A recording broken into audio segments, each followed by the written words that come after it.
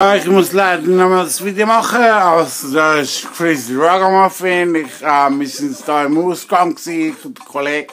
Ich hänge schon seit einer halben Stunde im Keller unten. Es ist da, wer weiß, was alles passiert am Bahnhof Uznach. Ich hänge im Keller, ich habe Solarzellen, ich bin meine eigene, selber gekauft von meinem eigenen Geld. Und mein Ghetto, sieht man den Ghetto, ja, wenn ich da ein bisschen aufdrehe, dann kommt 11 Mann. Genau, dann was? Squara Pupo, man, Bumbo klat, man, da siehst du mein Ghetto, was läuft. Ja, so sieht's aus! Aber das Video ist noch nicht fertig, weil ich bin eben am Keller unten und wer weiß, was da so passiert für komische Videosachen. Ja, genau, so sieht's aus.